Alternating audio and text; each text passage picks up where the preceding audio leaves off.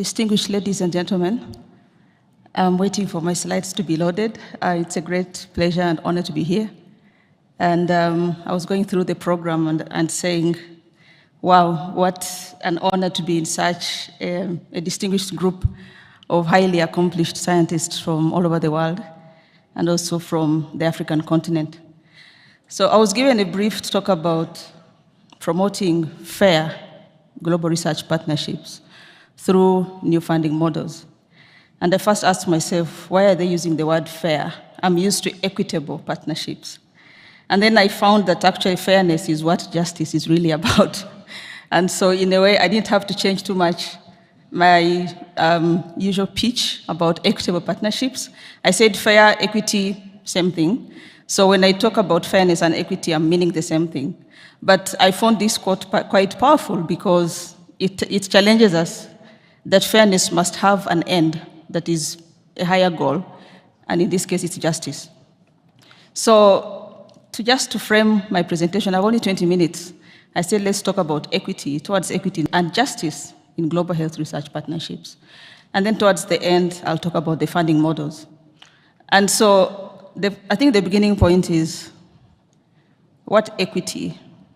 And you heard from the introductions that we have different types of partnerships. So when you think about equity or fairness in partnerships, I think once you unpack the different types of partnerships that exist, then you also have to ask yourself the question of what equity are we talking about? This graphic is quite familiar with most of you, I hope. So it starts from inequality, it talks about equality. So inequality, of course, there are things, people don't have access to equal opportunities. Equality is trying to provide equal opportunities for everybody.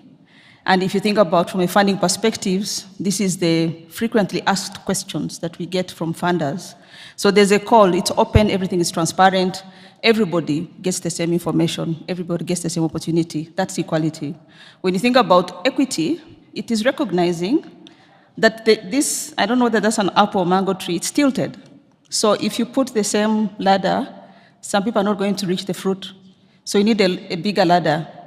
And that's the question about what within the funding mechanisms or the funding models that exist is equitable. And then at the end of the day, justice. Equity for what? Whose equity, whose justice? Because at the surface, we can focus on equity in the process. And that's what preoccupies us as scientists and researchers, especially in the current environment, equitable partnerships. So that it's equitable, the funding is equitable, the attribution is equitable. But I'm actually sitting in some of the previous sessions to hear this message reinforced over and over again about the need for that. So what is the challenge? I wasn't there yesterday, but I saw from the newsletter I received this morning about the opening plenary, about how from within the EDCTP network, only 3% of paper text in which we want equity. There's another context, which is the fact that in terms of people, capacity, with whom to have equitable partnerships, we just don't have enough. These are statistics that shows Africa has about 90 PhD holders per million. The global average is 1,200. And there's about 200 researchers, health researchers per million. The global average is about 1,150. If you want to know the number for the UK, PhD holders is about 4,500. PhD holders per million. South Korea is about the same. So when we think about equity, who are we going to be equitable with if there are just not enough scientists on the continent? And then this is a graph, a headline from University World News that says universities must strive to produce 100,000 PhDs in the next 10 years. And this is from 2022. You can Google or ChatGPT the number of PhD products a year in the whole of Africa is between 4,000 and 500. And that's because there's actually been a ramping up of production of PhDs. And this statistics actually is aimed at increasing the 90 per million to 1,200. It's not asking for what? It's just about numbers. We need to increase PhD products. Then, of course, there are other parts of the context in which, when you think about equity, and the big question I want to keep asking ourselves is whose equity are we talking about? And this is a graph about publication. And I tried to look for a more recent graph, but I could only find that one that goes up to 2022, and that in 2022, there were 5.14 million papers published. And the number of journals now is more than 40,000 since, I think, 2019 or something like that. We passed the 40,000 mark in terms of scientific journals. So the number of journals are going up, up, up. Number of papers are going up, up, up. So when we're fighting for equity as scientists, are we fighting to get a bigger proportion of the 5 million papers? Are we fighting for a bigger proportion of something that is bigger? Justice. Are we fighting for justice? Are we fighting for a bigger slice of the 5,000 papers? And an interesting headline which says, scientists are publishing too many papers, and that's a bad thing. It doesn't actually quite speak to that, but I found it quite interesting. And then we had earlier, I think we've heard from the previous session, the translation gap. If you're in EDCTP, chances are that maybe this statistics does not typically apply to you, but I'm talking about the broader context, the fact that we have a big translation problem. 17 years on average. There's an updated analysis which has put that at 12 years. It takes on average 12 years for innovations to move from the lab to any kind of action, a policy, a program, a guideline, an innovation. And then this is quite more recent, 2023, only 14% of applied health research innovations are translated into anything beyond a scientific paper. Again, equity for what? So what are some of the other contextual factors? And that's, again, when you think about equity and the dimensions in which you can think about partnerships, the fact that within the African continent, we have these structural inequalities. We have geographic disparities. We have institutional concentration. We have language barriers. My slides have been distorted somehow. But geographic disparities, 10 countries in Africa account for 70%. That 1 to 2% you saw, it comes from 10 countries. 70% of that comes from 10 countries. Institutional concentration, if you're not in a capital city, if you're not in a big city, then these statistics of 1 to 2% don't apply to you. You know, your contribution on average is less than 1 to 2%. Language barriers, 70% of papers from Africa are published from English-speaking people. And then funding imbalances. This was talking about HIV. HIV, malaria take 65% of funding that comes to the African continent. So when you think about equity, equity goes beyond, I'm working with partners from a different part of the world, and I want an equitable share of the attribution of the resources. We think about equity, there's actually issues of geographic inequity on the continent.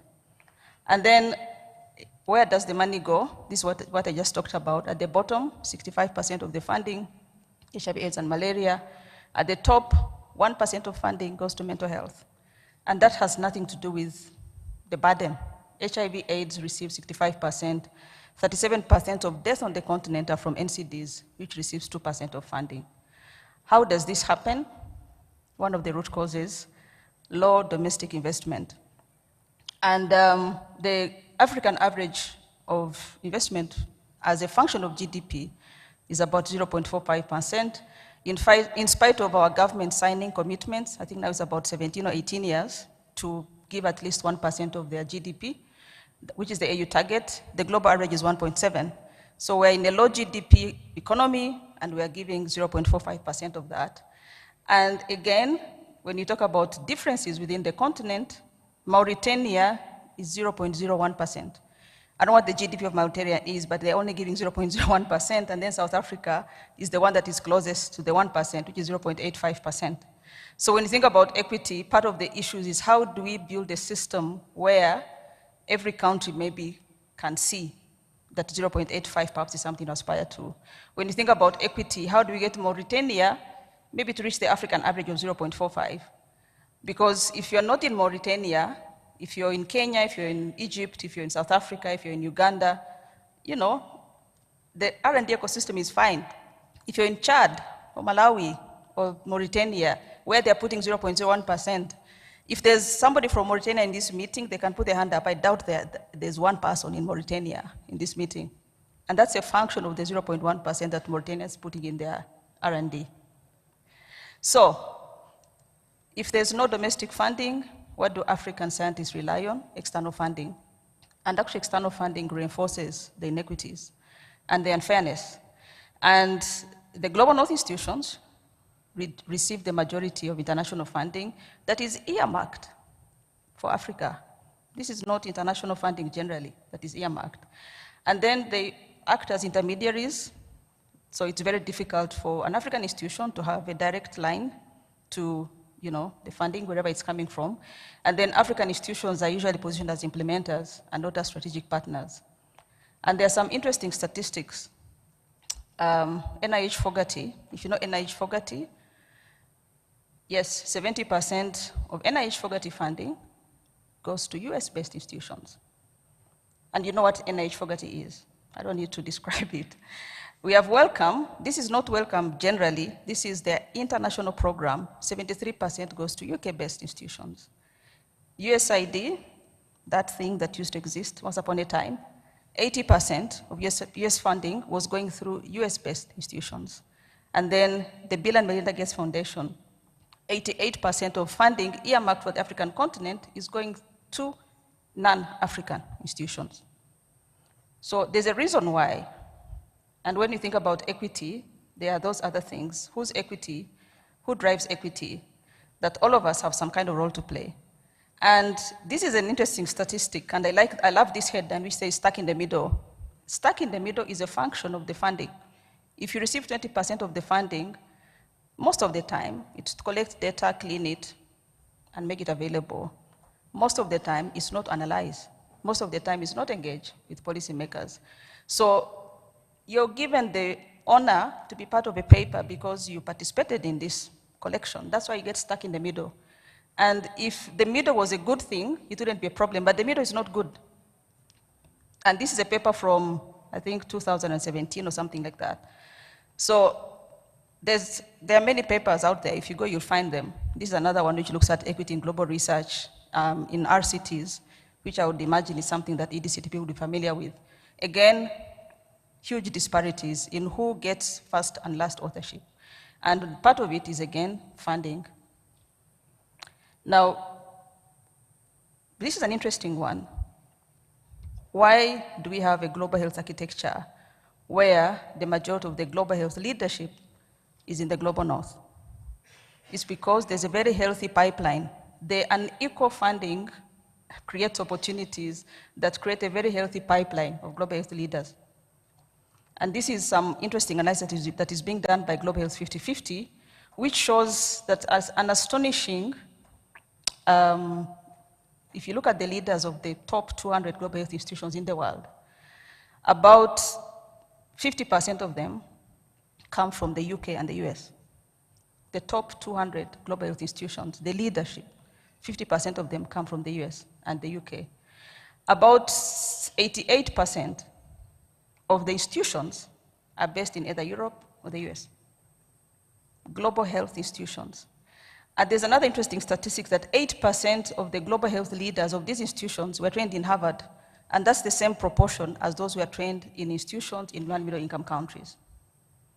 So the unequal funding opportunities create a pipeline that ends up in global health leadership. And we could say this is a good thing, or maybe not. Maybe it's a good thing. But there's a reason why leadership, I think, is good. So why isn't the leadership somewhere else? Then there's another challenge, and that is the focus on individual investments. So we have a lot of fellowship programs. We train people, many of them. I was reading the EDCTP report. I think they've trained 229 PhDs over the last 10 years or so. So there's a lot of investment in individuals, but not as much investment in institutions. So we have highly trained institutions on this continent. Some of them have been lost into a system that is dysfunctional. So the thing is, if you want to talk about equity, it's not equity for individuals, it's also equity for institutions. And maybe it's the divide between how much we invest in individuals and how much we invest in institutions. Now, I think the main message really of what I wanted to talk about, whose equity are we talking about? And that's another one of my favorite papers, The Uses of Knowledge in Global Health. And that's an interesting cartoon. They're decision makers, and there's one group up there, and there are many people out down there who are saying, how can we make our voices heard? And the people down could be anyone. It could be southern-based researchers talking to northern-based researchers. How can we make our voices heard? It could be the nurse we heard from in the previous session who is working in a facility treating Kala-Azar disease and not a neglected tropical disease. How can she make her voices heard? To me, the scientist. It could be scientists talking to funders. I don't know. There are many decision makers somewhere, and the question is how do we make our voices heard? But the gist of this whole paper on the issues of knowledge and global health actually is quite profound when you think about it. What it says is that majority of knowledge produced by professors, quote unquote, these are researchers and academics, is used by fellow professors. We produce knowledge for the sole purpose of citing it. Yes, when knowledge escapes from the citation vortex, or whatever you want to call it, it goes to engineers, technocrats, and policymakers in capitals. The nurse that we saw in the previous session on NTDs, if she gets any kind of knowledge that comes from us scientists, it's like a rare thing, it's like a unicorn. So the majority of the knowledge does not reach people who on a daily basis make life and death decisions that we then count and then we make reports. Global. If you're at the global level, you're inundated, you're spoiled for choice in terms of knowledge. If you're at the local, you don't have enough knowledge. So when we're fighting for equity and fairness, we have to ask ourselves, whose equity are we fighting for? It shouldn't be equity for us to have a piece of the cake, a piece of the pie, to put papers into a system to be cited and to cite. It should be equity that actually everybody in the ecosystem that makes decisions can have access to knowledge that allows them to do the things that eventually will lead us to justice. So, where does funding come in? I've not forgotten the new funding models. And really, new funding models, if I was to summarize, of course, we want equity and fairness in the process.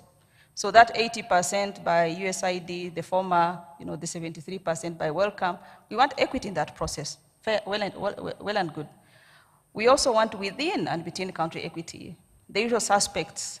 I can tell you every map that you draw of Africa that talks about research, whether it's investment, whether it's output, whether it's PhD, whatever it is, has the same 10 usual suspects, every single map. So we want equity between countries, but we also want equity within countries, that not all the money stays in Nairobi or Kigali, that wherever a scientist is, they can actually do science because they are actually closer to the nurse that is making life and death decisions. And then, of course, equity in health outcomes. 65%, malaria is a terrible thing, HIV is a terrible thing, but 65% is a lot. Mental health, 1%. NCDs, 2%. We need equity in the way we fund different things. And then, of course, we need funding models that focus not just on individuals, but also institutions. When I talk about institutions, overheads, we get 8%. Did you know? Our overhead is 17, but we get 8, and we take it. We get 13, we get 15. And somehow we're supposed to figure out what to do with that gap. Unrestricted, that's how we build institutions. Infrastructure, policies, structures, systems.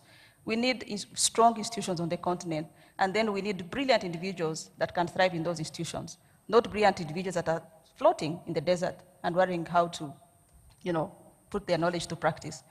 And then, of course, we need funding models that fund knowledge production that is used at all levels, from the nurse, the district health officer, the community health worker, the activist on the street, all the way up to UN, World Health Assembly, and those big meetings, high-level big meetings.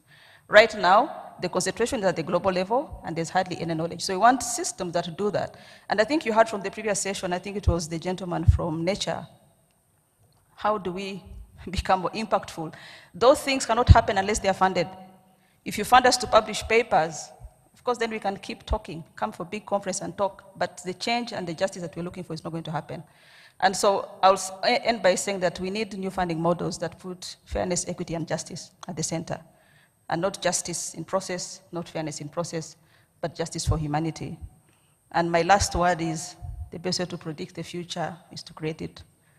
No one is going to do equitable things. No one is going to fund equitably. No No one is going to share knowledge. No one is going to do a lot of things. It is us. And so if we imagine a future that is just, a future that is fair, a future that where everyone is healthy, we have to create it ourselves. Thank you very much.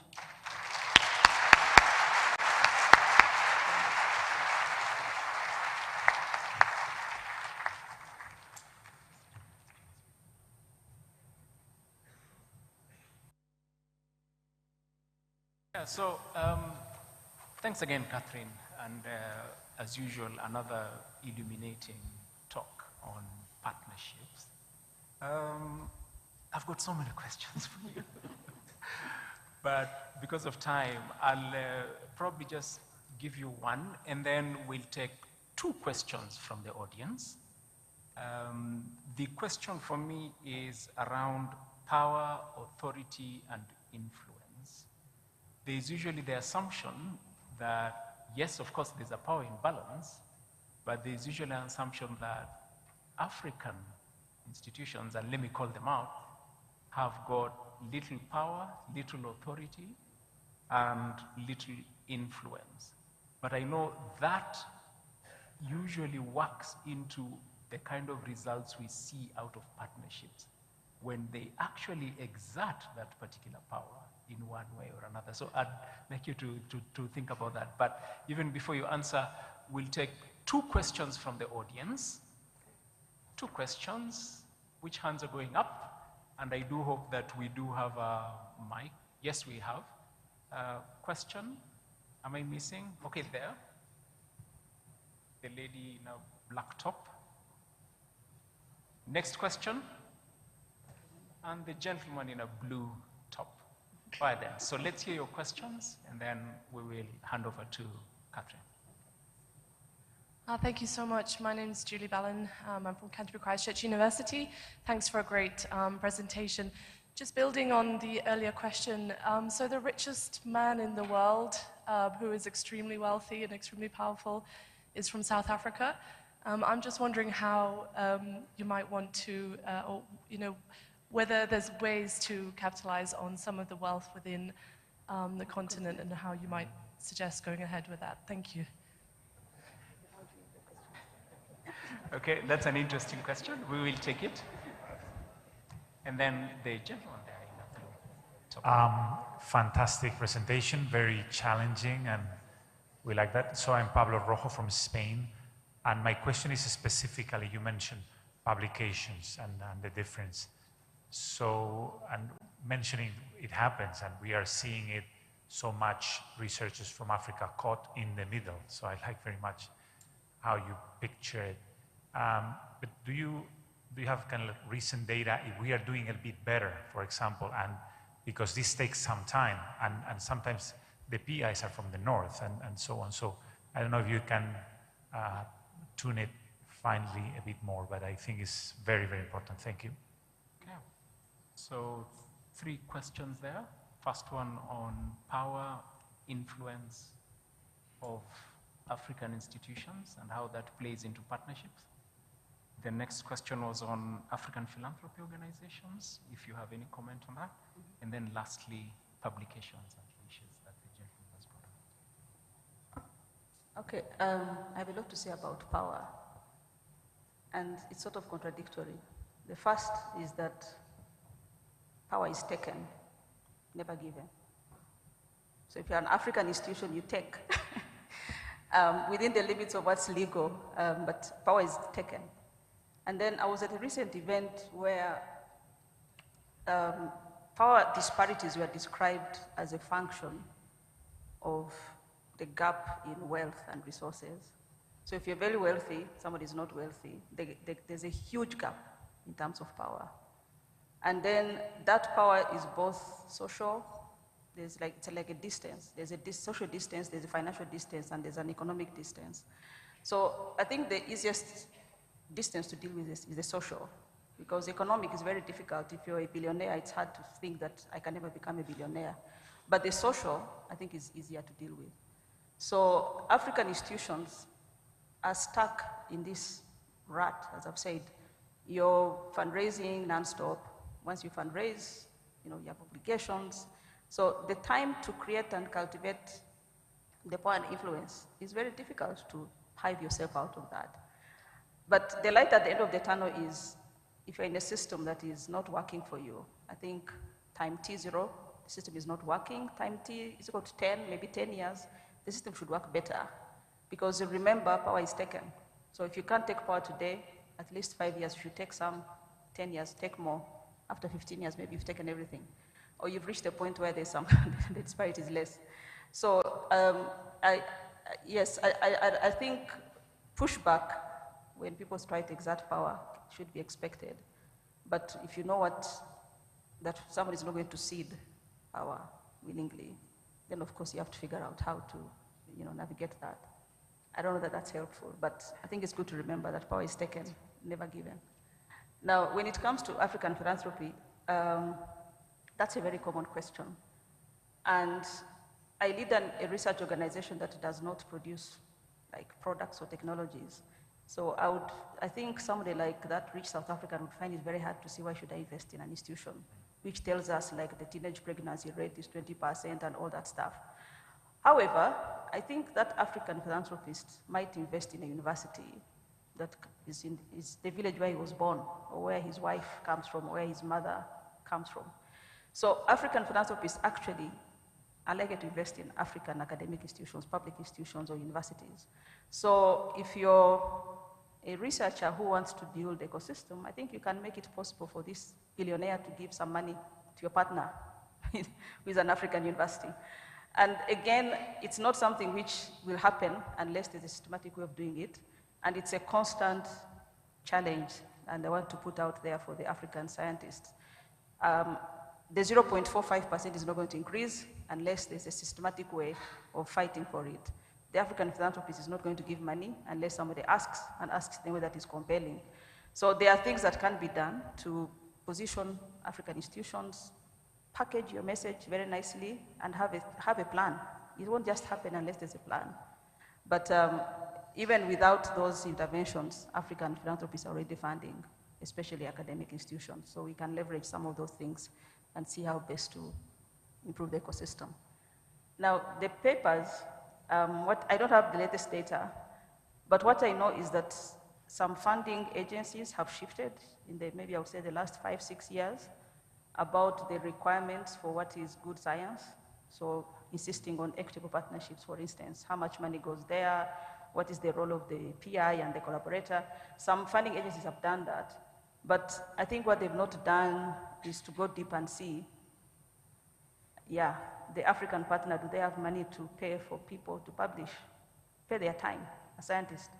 If that's not happening, I don't know. And since this is like a 5-year sort of development, I think we'll start seeing a shift in those distribution of publications. I lead a research organization. When grants come and the grant closes, the person who publishes the paper from that grant is doing it in their free time. And that's what I say, build institutions. If I had unrestricted funding, I could pay this person to analyze all the data that came out of a study and publish it. But if I don't have unrestricted, and they're being funded by a new project, then we'll keep running, collect data clean, stuck in the middle forever. So I think things have changed, but I don't have the latest data. Yeah. As usual, thanks again to Dr. Catherine Kyobutungi. Thank you so much. Thank you. So,